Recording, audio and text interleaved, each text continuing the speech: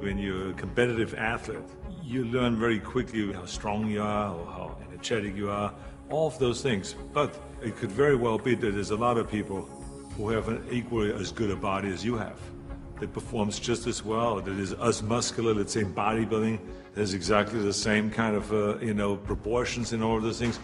So the question really is what puts you over the top? It is the mind that really creates the body. It's the mind that makes you really work out the 4 or 5 hours a day. It is the mind that visualizes of what the body ought to look like as the finished product.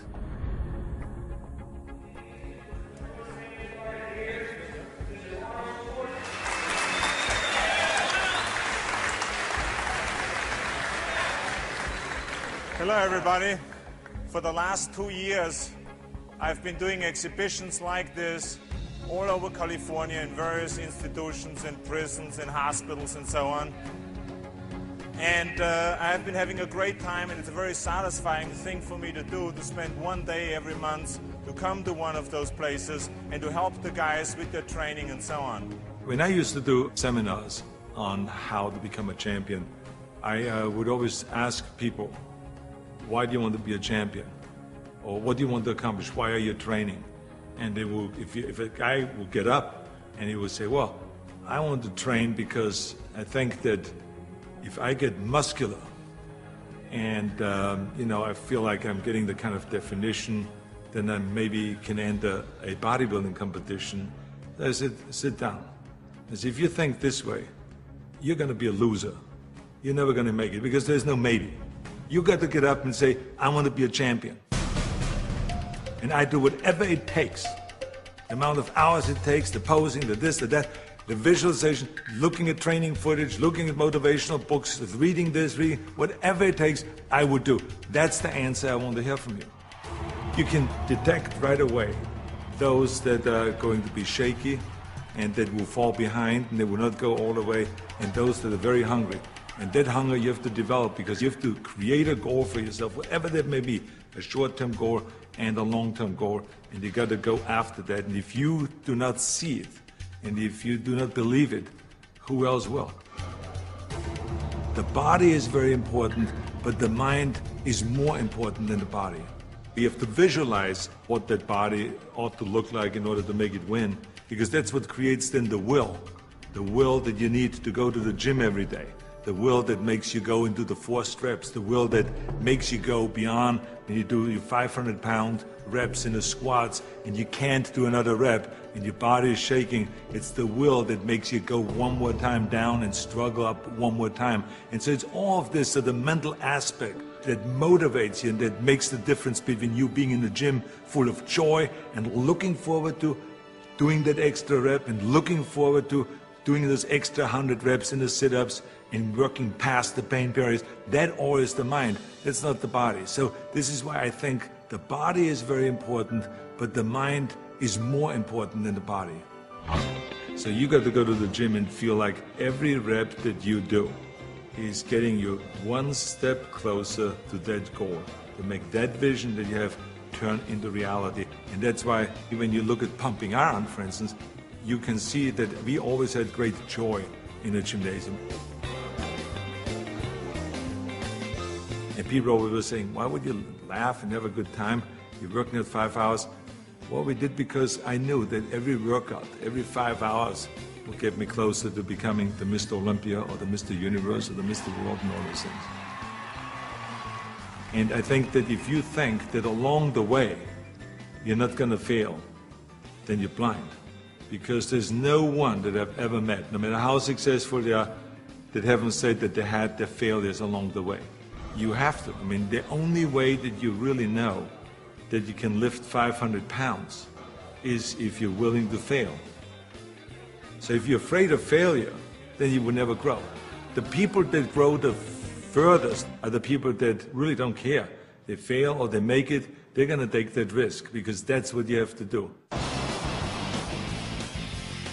I think what we learn in sports is very helpful to anything and everything else that you do in life. So now you apply that principle to acting. And you say, well, wait a minute, I put 5 hours in every day in working out, I did my posing 1 hour a day, I did my stretching and the this and that, and all of those kind of things. So now, let me apply the same thing to my acting career.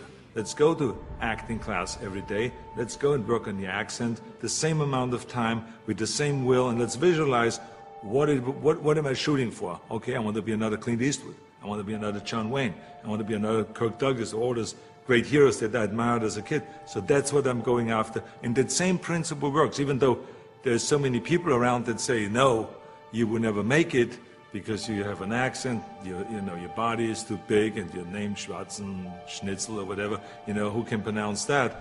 But you know. It doesn't matter if anyone else knows and if anyone else believes in it, but you know. And that you know that that principle of visualizing yourself as a star will work, and all you have to do now is go towards that vision. I've retired from bodybuilding in 1975, and I signed a series of Conan movies. Here I was, big studio behind you, budget $20 million, of course, which was in those days is an equivalent of today, $150 million. I was going to Australia to be a judge at the Mr. Olympia competition. But then all of a sudden, I thought, you know, I should compete.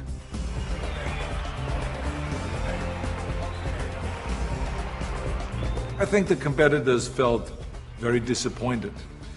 So they felt kind of, why would I do that? Why would I take that trophy away from them when I have everything else on the plate? And so I think there was disappointment there. And, you know, I just felt, well, that's something that I need to do. I felt very strongly about it, and so I competed. So now you apply that principle in my political career. This historic election has come about because there's a tremendous disconnect between the people of California and the leaders of California. I'm running for governor to lead a movement for change. I want to be the people's governor. I will work honestly, without fear or favor, to do what is right for all Californians. Join Arnold and let's bring California back. People see me as a big action hero on a screen, and they expect the same kind of bigger-than-life action in reality. That's why in my political career, people always say to me, well, but this is politically risky to go and start, for instance, talking about prison reform. People don't want to go and even talk about that. So I say, well, I said, yeah, maybe it's politically risky, but in the meantime, we have 172,000 prisoners in facilities that are built for 100,000, and something is going to break, and something is going to happen. I want to fix it. I feel very strong that I can bring people together. I feel very strong that I could unite Democrats and Republicans, you know, all of those things. And I knew exactly what needed to be done to turn the economy around, to bring jobs back, to bring businesses back, to reform, you know, workers' compensation, and to do all of those things. I knew there's certain things that we have to do to turn the economy around and to make people in California feel like that this is, in fact, a golden state. And true enough, after I have announced, and after I ran, and after I won, you know, all of the things that I've planned became a reality. I always use bodybuilding as an example for a lot of things that I do. If it is talking about the budget, if it's talking about the environment, if it's talking about prison reform, somehow I always get in my experience of what I've learned in bodybuilding and then somehow tie it in of what I'm doing today. I have learned a tremendous amount, and every day still is a learning experience.